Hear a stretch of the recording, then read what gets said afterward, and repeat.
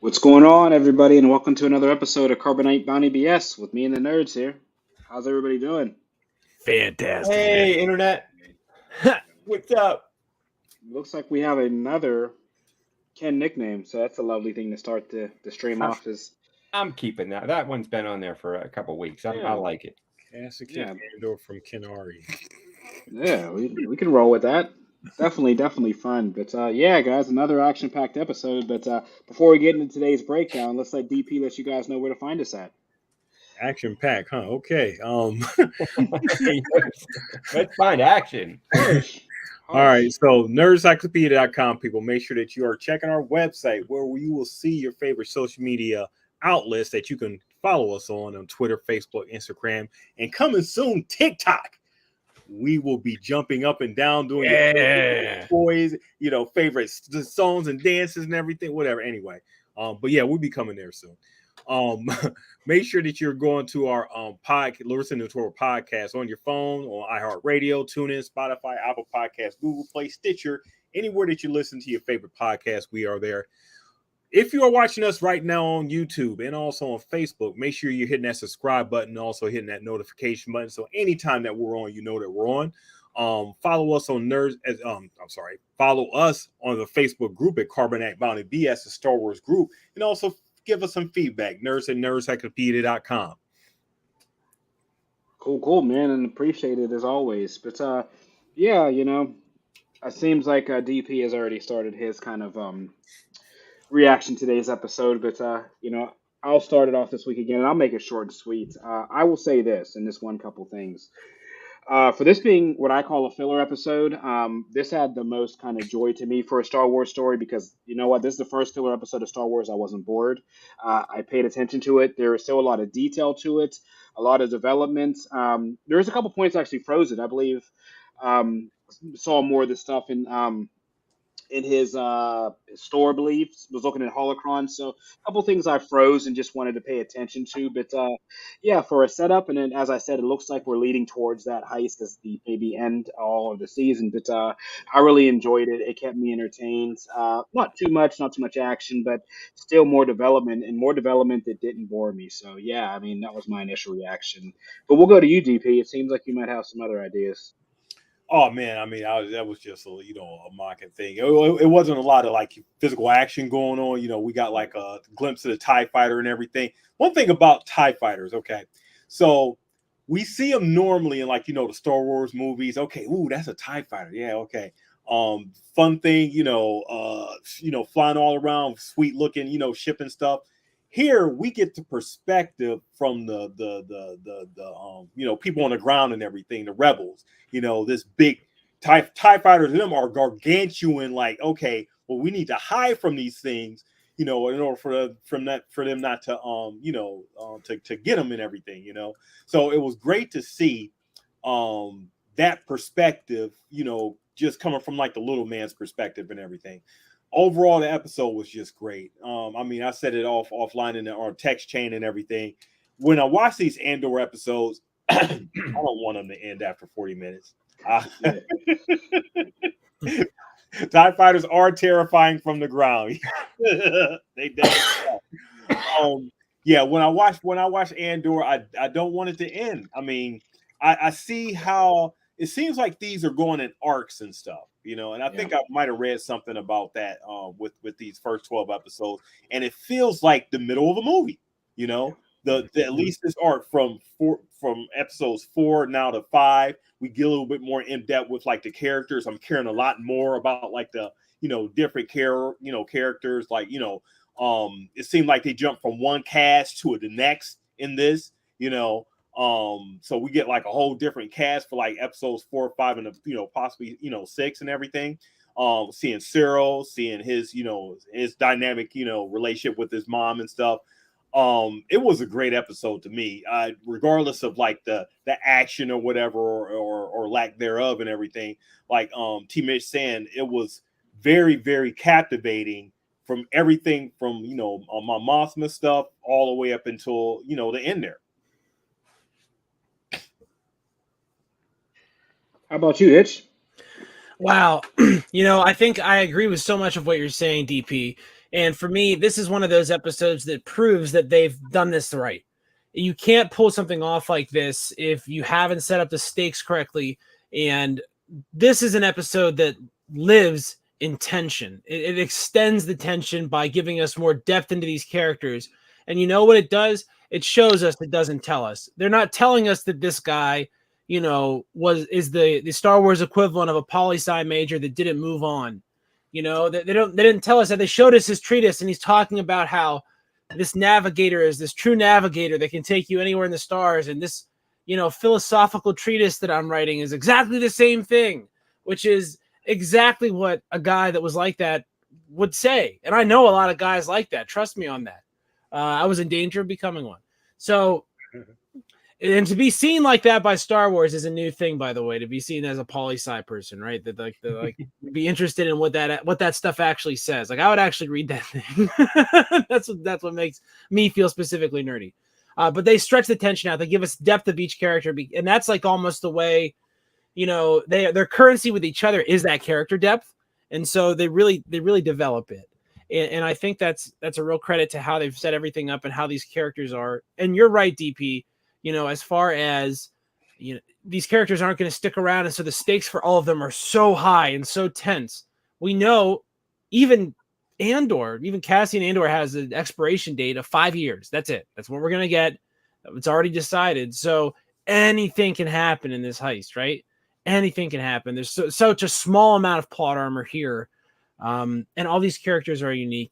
I really think it's great that this is such a unique show in the Star Wars universe. It sounds unique. It has a unique feel. Those scenes with Cyril and his mother is such a great character in the Star Wars universe, because Coruscant should have this, urban kind of, patronage kind of underbelly that everybody has, because they're sort of, it's very clannish. It's very like almost like a postmodern, super hyper corporate dystopia down there. Yeah. And just like we were saying in the chat, and I'll claim it for myself here, we're all Star Wars junkies now. We all ended the end of this episode yelling, "Don't get in my vein. Where's the next one?" And I know for a fact that I'm very excited for the next episode. Right, like if they put it out right now, I'd probably stay up and watch it.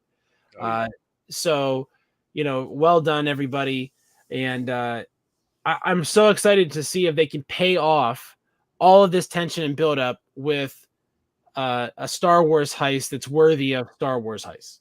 Yeah. What about you, Mr. Cassian? Yeah, and I, the first couple episodes, I was sort of like, I was looking for that big bang, right? I want to see the action. I want to see fights. I want to see a battle. Okay, so this episode didn't have really much going on, but we did get the way I look at it, and I watched it a couple times. This is how the rebellion's built, and you're learning about these characters, that you're learning about their backgrounds and what's driving them, what's driving Clem, what's driving, the guy, and I forgot, I was trying to remember his name, but his brother was murdered basically by the Empire. He's the point of the episode. But the Wood remembers. So the Empire cut down and destroyed his brother's entire farm, and that really drove it home what his ambition was here. I guess we'll learn about the other characters and what they're, what's driving them. But the rebellion started with small pieces and these very small little acts of rebellion that needed to happen, and how this happened. And that's why it's so gritty. I mean, it's so, they're fixing technology to make it work. They don't have any funds. They don't have any backup like the Empire does. And even the Empire is a little bit loosey-goosey. I mean, these guys are just figuring this out as they go. They're given these territories, and here, guard this garrison. They don't know what the hell's going on. They don't know why, but they have a system, they have protocol, and they just follow it blindly. No one's really overseeing them. Right. And I got to give a shout out to Mon Mothma's ride. Like, her car is fly. I'm talking like that Space Maybach. Metal fly. Space Maybach. Lucas would have loved this car. Like this was exactly up his alley. And I think either he had a hand in it, or I think he saw this thing and he's like, man, that's. I expect one of you guys with that toy sometime later this year, next year. If I see a die-cast, like a Matchbox die-cast of Mon Mothma's limousine, I'm buying it. I mean, it could be $30, whatever. But I like the way it actually blends into the background. Like you can't even see it. It's sort of like it's a ghost. So many little things. And after this episode, I told you guys in the chat, I watched Rogue One because I needed more. I just needed more of Cassian. I needed more of that. And right off the bat, that opening scene in Rogue One, he wastes someone just because he had to get something done, just like he killed those two cops in the beginning of this series. So he's ambitious, and he will do what he needs to do to get himself safe. So I would pay money to have this guy on my team, like for real. Yeah, just like how Skarsgård, because did his character did, because he knows, Cassian's the one. I mean, Cassian will, he will get it done. The good thing about this series is just like how lived in, how as Ken was talking about, gritty, how lived in and gritty, like the whole setup is and everything. The relationships that that we're having with the characters and everything. I mean, the dynamic between Cyril and his mom just reminded me. It reminded me of some of my family members and everything. Just how they are real you could be condescending to a degree, and how but real. They keep it real. Yeah, and how Cyril just reacts and stuff. Okay, and it sort of like puts a theme between a mother and their sibling. And their a mother and their daughter or son or whatever. So we see that between Cyril and his mom, and then we also see it in the scene with Mon Mothma and her daughter. How that disconnection of them being so far apart, brings along this dynamic of like what I'm on his sarcasm of not so much hate, but just sort of like, just a way about, the child who really thinks of their parent is in a certain type of way, going to Mon Mothma, Mon Mothma, I always get, that's just crazy. Mon Mothma and her daughter, we see that disconnect because she's really never there. Right. She the daughter called her on her stuff. You just want to show, off and everything. And Mon Mothma, we never seen her in this type of, in a setting, because she's always like, the authority to like, to the point, in the last movies that we seen her in. And so that's good. So I hope we see how that happens, because in Rogue One, where we basically see her for the first time, there's no family. Right. Like, she's alone. There's no daughter. There's no husband. Well, I think DP and even you can make a good point about Mon Mothma, because as Hitch alludes to, this is the payoff that really the sacrifice she has to make, right? She's really the funder of this rebellion. Her husband's already on to her about the funds, asking, what's this charity? What are we funding? She's and as a person, as a female leader, right? As a member of the Senate, she's making a sacrifice to sacrifice her own daughter, the relationship with her, for freedom of the galaxy. I mean, her daughter says it. You're never around. You're trying to treat me as a dog and pony show. She has to do that as a senator, right? So she has this big front on that she's willing. I mean, this is, and Hitch alludes to this in current day. She's willing to put her family, her husband and her daughter on the line for this payoff, right? We see it, and as the episode goes on, we see the stress of Lutheran, right? We see the stress and the stakes. All these people, the stakes of this, right? Testify. Right? This is the beginning of something. It's kind of scary because you see it in current day, right? But you this see uprising, yes, right? Like today. Look, you can just look at the info on the broadcast and Google it if you want to know, because we're not going to go into that. Yeah. Right, it's crazy that, for an uprising like this, to see the stakes that people are willing to sacrifice their own family for the greater good. I mean, man, this show is really powerful. I'll say that. This is taking a different spin. It's super deep. Hitch, and I think you can better explain to me a key line or just a key speech that Kaser was talking to Cassor about, about ideas and about, what he feels like the rebellion is doing and everything. I'll leave that to you because right. it was just super deep to me.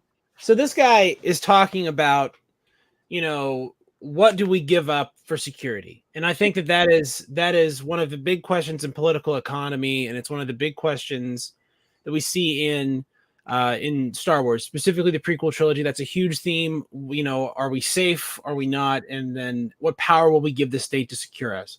What's posited here is it's too much, and at a certain point, you lose a piece of your own ability to exercise your free will, because the power of the state becomes such that you cannot resist it. And when that happens, you are no longer exercising, you're no longer exercising your ability to decide. Your decisions are being made for you. And so I think that's kind of what he's getting to. We had this technology and it was great, right? Mm-hmm. We had something that was great. The Republic, I think, is what he means, but we know that's not really the Republic wasn't that either. So he's talking about the Republic. We had this thing, it was great. We could fix it. We could have fixed it, and we gave it away for this, on the rails Imperial stuff, so things could be easy. But because it's easy, we can only go certain places. If you want to think about parallels in our world, let's talk about what's happened to the internet over the last 25 years. Now there's 7 websites. We're on a couple of them now. So it's not a complete monopoly, right? But that's kind of what's happened, is things have sort of winnowed down. There's less freedom, there's less choice. And at a certain point, if we were to continue to twist that dial, Spinal Tap wise to 11, we would reach a point of, totalitarianism, where there would be no room for you to exercise will. The Sith would posit, if the Emperor knows what you're supposed to be doing anyway, why should he have to explain it to you, you moron? Right? Yeah. So I think that's probably the crux of this argument, is that, we as beings can only be alive if we're able to exercise our agency, is the word I was thinking of earlier that I couldn't find. And if we cannot exercise our agency, we may as well be as good as dead. So I rebel, right? And yeah. I think, Team Mitch, you're absolutely right about this being a very powerful episode. This is a great line. Everybody has their own rebellion. Mm-hmm. Such a powerful line.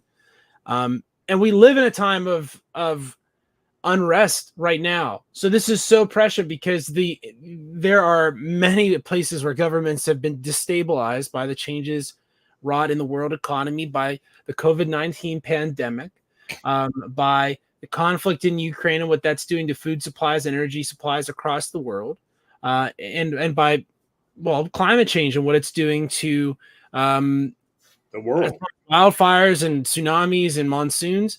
And so this is a time of unrest, and this Star Wars speaks to this time in a way that I don't think, other Star Wars have been capable of, because we are around a historical bend.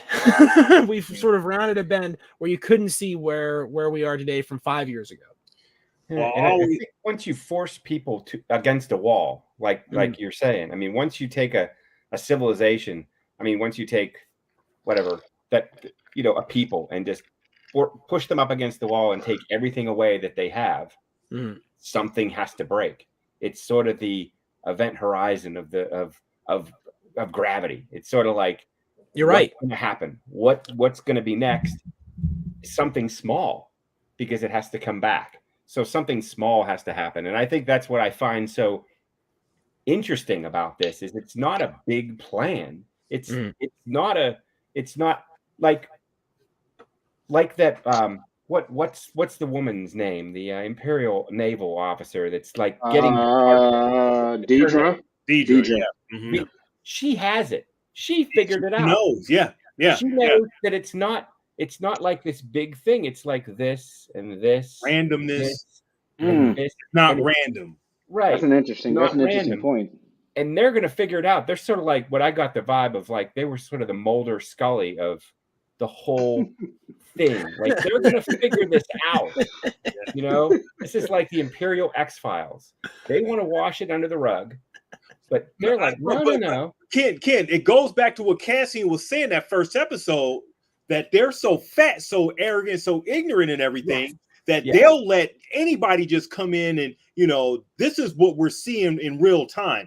We're not being handheld by exposition and everything. We're seeing like their arrogance and everything in real time. And what Deidre is seeing and everything is the randomness of things actually happen, little blips on the map and everything. Well, those are not supposed to be there. Those are too random. Everybody's saying, yeah, right. Why are you worrying about any of that stuff and everything? No, this is something that's going on. And she just has this feeling, this thing about her. So that's what makes it just so great about, her character. I'm loving her character. Yeah, so she's great. Have you guys ever heard of something called the law of diminishing returns?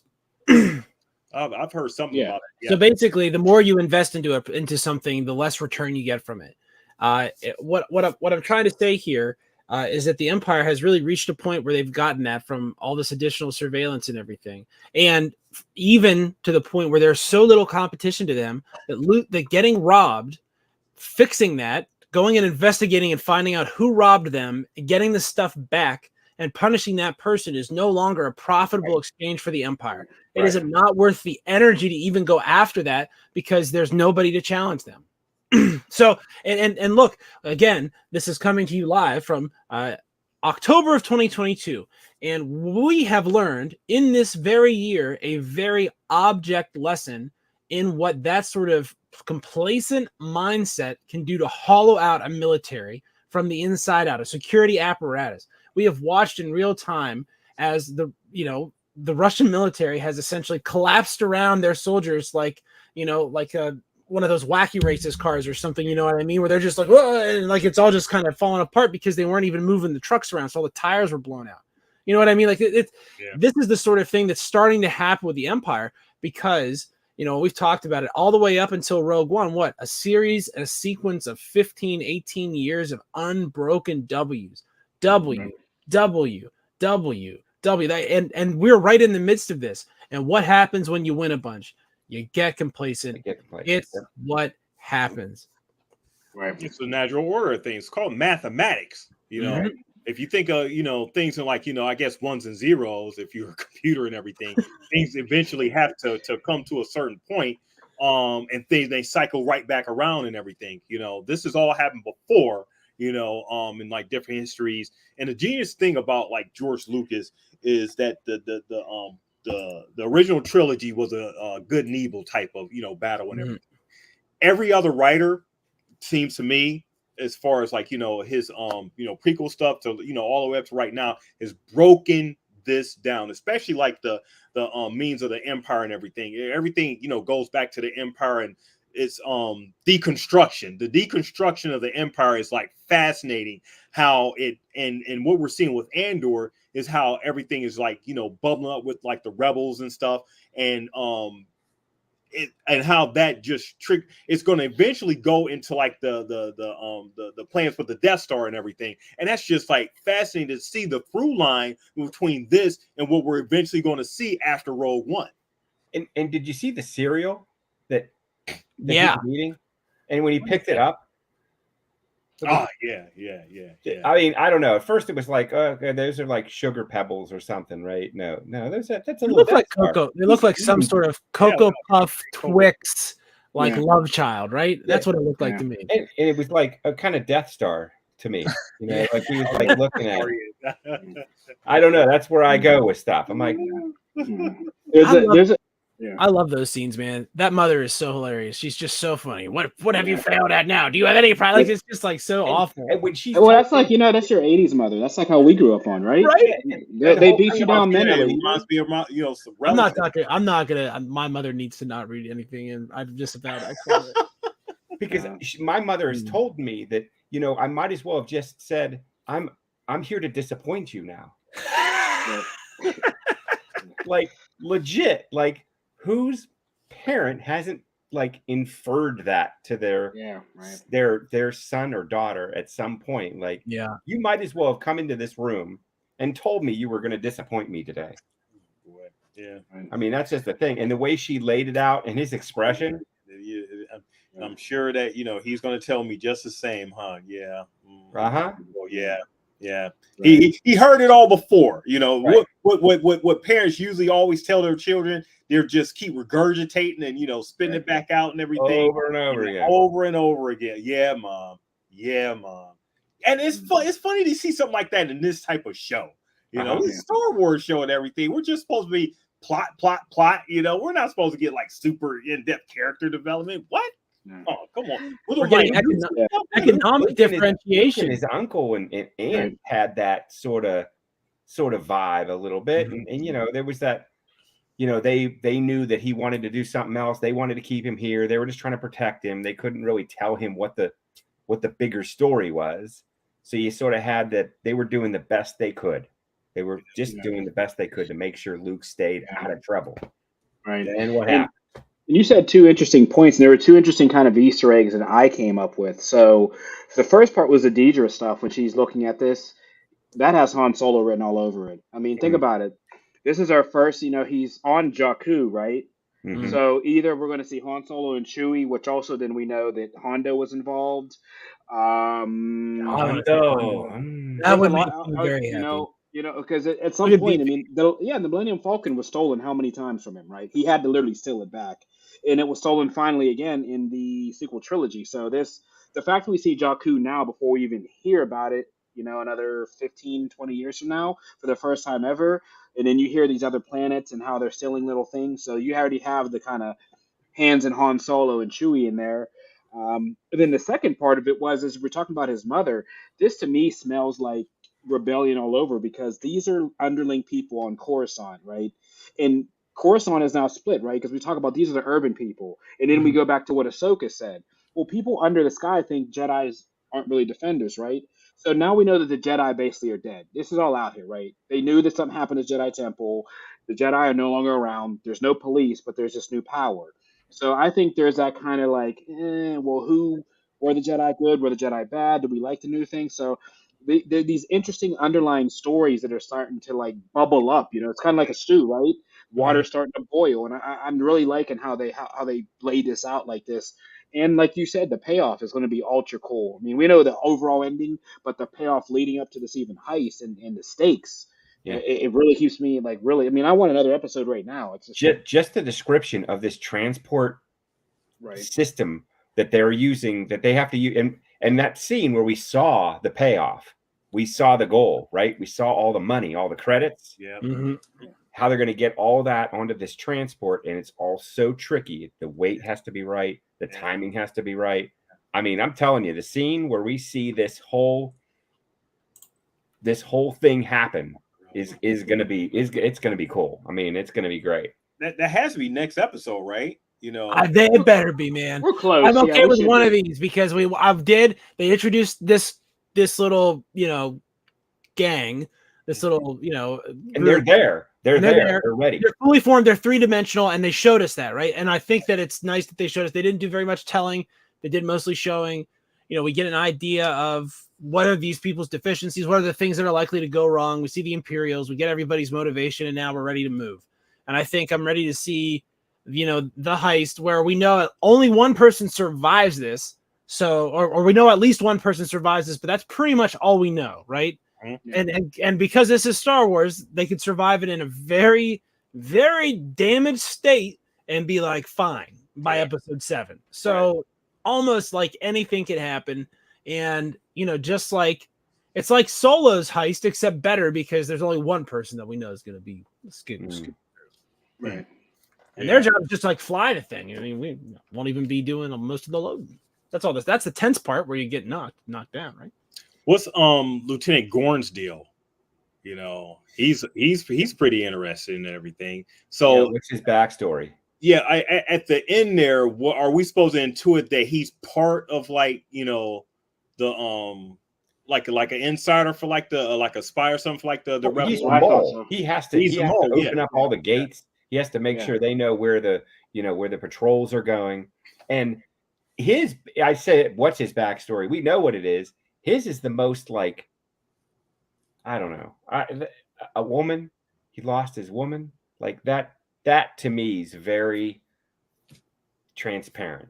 Plots of Gladiator. I mean, there's a lot. I can probably do more than one, But I'll say that's effectively Gladiator right there. Yeah, and the 300 too. There was a woman involved there, so I guess that would definitely drive you. But imagine the sacrifice and just the amount of.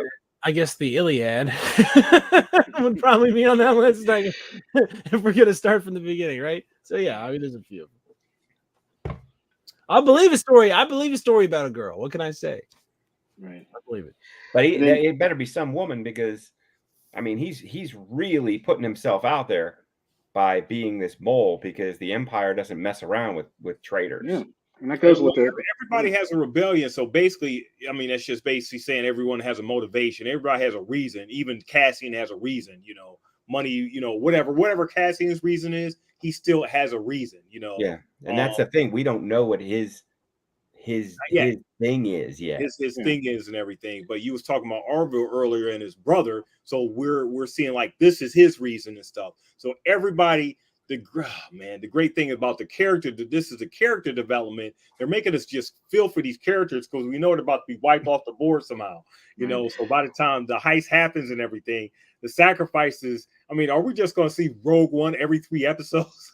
Right. Oh, I hope so. Yeah, we kind of have Cassian's motivation, right? I mean, he's a thief right now that's really on a money mission. He needs credits to get out of the sector, right, and to do whatever he's thinking next. And the really payoff for Lutheran is he sees, you know, your general. He sees this guy as the leader of this rebellion because he's so brash. He's a thief. He's been inside, you know, he's literally been inside the Empire. So I think Luthien puts it, and he's asked him that, like, why do we trust this kid? Why would you? He's putting all his chips on the table for one person. I mean, he's tested this guy essentially, right? With the whole, you know, I'm buying this piece of Empire tech from you. He really didn't want to buy it from him. He just wanted to see if the kid had it, right? So do you think it was enough that the on Canary, the leader was killed by a Imperial soldier? Do you think that was enough to turn Cassian into this amazing? No, fighter? I don't think he's there yet. I just think he's, like you said, he's kind of like a mercenary almost. He's paid to be here to put this mission on. Like and Han. when he, yeah, right. And now he's understanding, as we said, people's stakes, everybody's motivation. And as a kid, it never clicked, right? Because he said he's been fighting this war, but he didn't really know why. He's been fighting out of anger. Now, instead of anger, he's getting the understanding of why all these people are rising up. So he's why? getting a thought process. Because, you know, he's like the stubborn child, right? He's like, well, why would you run in there? Why would you do this to rebel? Why would you do this to the Empire? And they're like, well, because they're not doing it. They're not right. They're not good. And we understand that this is a suicide mission. They said a million times, but we're willing to do this for the greater good. And I think that's starting to click because, you know, he's never understood why. Yeah. He's kind of been like the kind of sly, like we said, kind of James Bondish, Metal Gear Solidish, kind of Solid Snake character, like in the shadows, to where they're like, we don't necessarily have to operate in the shadows, but we have to kind of tactically find ways to hurt them. So I think he's that linchpin to really push forward and be that, you know, that general, that kind of Poe Dameron as he was groomed to be a general as well. I like the fact that Luthien is I like the fact that he's nervous. I like the fact that he's not being like, you know, just overconfident. Well, this is my guy. You know, I just know I had this feeling and everything. The force is telling me, you know, that this thing. No, he's like, the lady or whatever was saying. I never secretary, nervous and everything.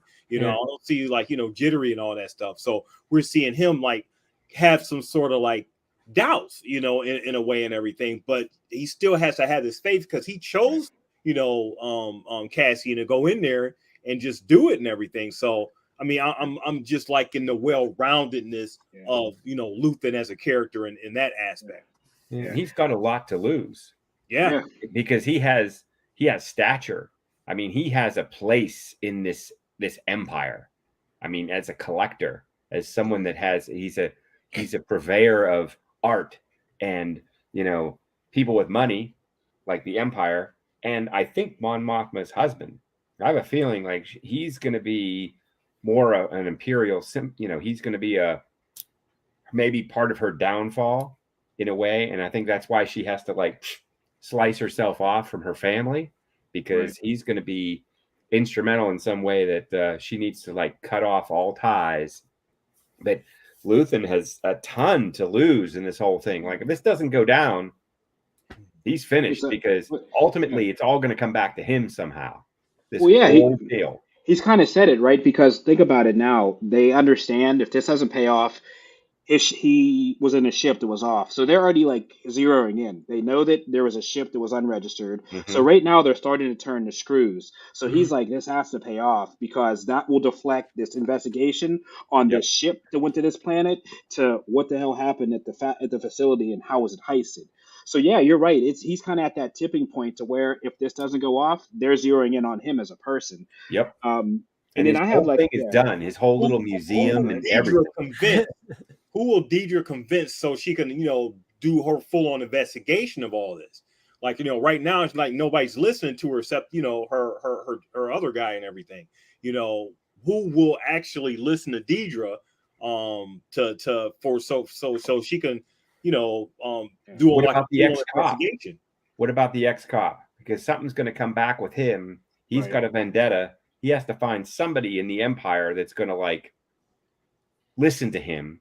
And if he has some way to, we still don't know who this Uncle Huber is. We still don't know what that new job is that this kid's going to get. So there could be some tie-in there. I want to point out that this whole heist thing is very revolutionary-esque. Joe Stalin got his start in the Caucasus and the Donbass robbing payrolls. They would go in and rob the payroll, and then the government would have to come up with another one, or no one would get paid. And guess who they would blame? The government, whose job it is to safeguard the payroll. And I don't know if you guys know this, revolutionary wars are expensive. You need to have money to fund, weapons purchases and logistics, and secrecy costs money, by the way. It costs money to forge things and, infrastructure. You have to have roads to drive tanks on. I mean, you have to. Well, you need your Star Strike bases. You have to pay for your X-wings. You have to pay for your photon. Work for free. They don't really do that. It was kind of funny that the one guy about the hotel and everything. He was like, "Well, I know you're not going to pay me such and such and such and such." That's not what I'm talking about or whatever. I just want the title. Yeah, right. I thought that was pretty interesting. Go ahead, Hitch. I didn't mean to interrupt you there. No, it's all good. But basically, this robbery that will fund all of those things that the rebellion is going to need will make them much more powerful. And this financing that we're seeing from Mon Mothma is seed money in order to finance this heist, this quarterly payroll, which has got to be, it has to be like $1 billion in our money. I mean, you have to assume it's some sort of insane amount of money like that. I mean, we've seen just from the drawdowns in the U.S. defense that they've been sending to Ukraine how much that buys. And if you think about that being applied logistically to, a new plot to overthrow the emperor, I mean, that's a pretty big blip in the radar. And my assumption is that after this heist, these guys are going to be looking at this stuff a lot more closely. And the people that were blasé about it are not going to have a very fun time. I would imagine it'll start getting the attention of maybe somebody in the imperial bureaucracy that has some actual power to get things done. Oh, I don't know. Maybe somebody that gets sent after pet problems that the emperor has that the emperor would like to simply make go away. Maybe somebody who, since we were talking about a card that was really nice. That would be classic. Maybe somebody who, as we have all discussed and all seen, has a certain affinity for really nice speeders. Perhaps that speeder aficionado will comment on somebody's nice speeder. Who, like Watto? Yeah. maybe Jar Jar Binks will show up in the next episode. They'll be like, instead of a heist, this, and he'll just step in and then fall down a hill for 45 minutes. Maybe that's what we'll get instead. Who knows? It could be anything, right? But probably it'll be. Yeah, he exists in this universe. That is hilarious. Which is just vexing. It's vexing that we don't know what happened to him. But here's my unsettling question about this show, and it's something I've noticed, and it's something that is very different than what I'm familiar with the Star Wars universe. Where are the non-humans? Where are they? They're not. Yeah. They're not anywhere. They're not on Coruscant. Did you bring that up last week? I probably did, but it's now more like they're talking about. Mm-hmm. Being on different planets and stuff, and it's just human, human, human, human, human, and we're getting a good, a better representative slice of maybe the Empire really hasn't stuck it to the alien Right. culture yet. I Right. think the humans are the ones that the Empire's really like slap in the face. I mean, they're subjugating them. They're taking away their finances. They're making their living harder. I think that's what's happening.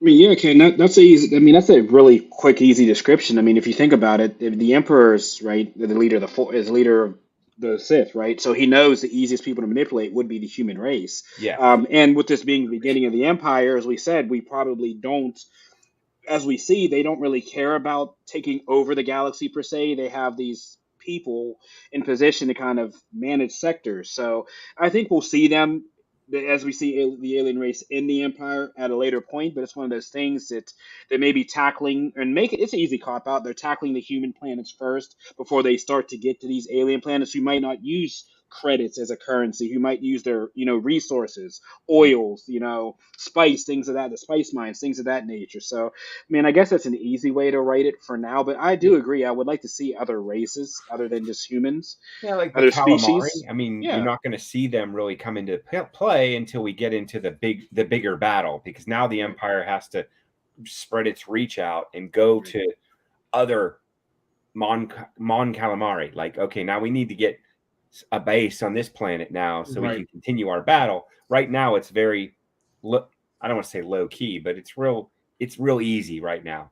Destroy the humanoids. I mean, we already know that they're very easy to manipulate. They're very emotional, and I think that's just where they're starting. But it's a good point. And from a special effects standpoint, maybe it's an easier thing for them to deal with on this level too, because you don't have to worry about a whole bunch of like costumes and special effects. You can just deal with, wardrobe, to dress up the humans. So it's a good way to ground it. I mean, although we did see like non-humans, like I think we were talking about this last week. Where's Cassian come from? Kanari.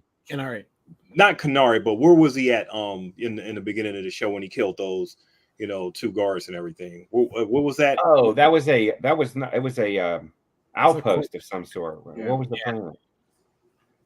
Whatever planet he's on with his old girlfriend or whatever, that planet we seen like that's in the bar there were some alien and there aren't any droids either.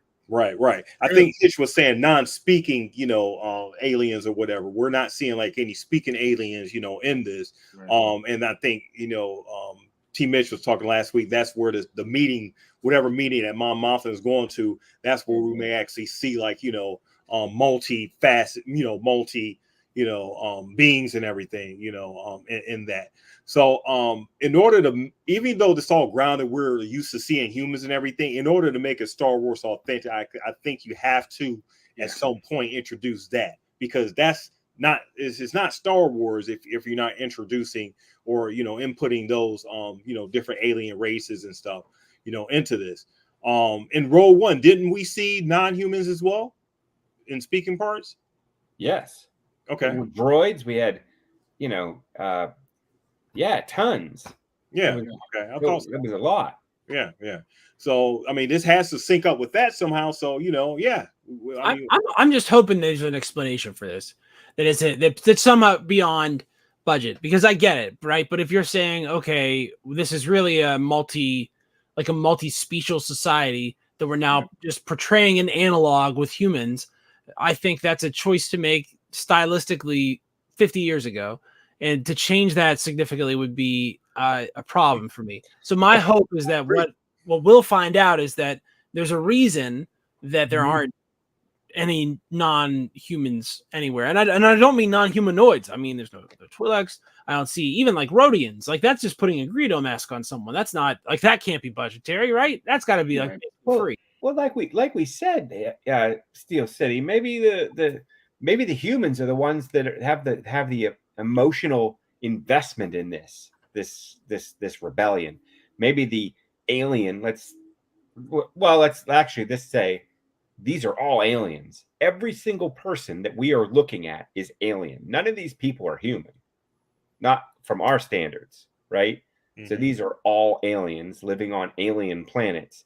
But maybe the non-humanoid creatures haven't really been attacked or manipulated by the Empire yet. They're all sort of doing their thing. And like we said, that the Empire is really going for the humanoid civilizations right now because they're the easiest to subjugate. Well, how will we sync this up with like what we see in Rebels then? Because it has to sync up. So is this like the very beginning of like? Oh yeah, for sure. Oh yeah, this is the very. This is the lead up. It hasn't even happened yet. Yeah, this is the lead up because those are the systems that they eventually come to take over for resources.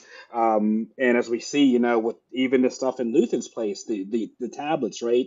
These doorways are looking for the world between worlds. So whether it's Jedi relics, which one of my final points are that, man, this is like plain as day that Luthen's a Jedi that's shut itself off from the Force, 100%.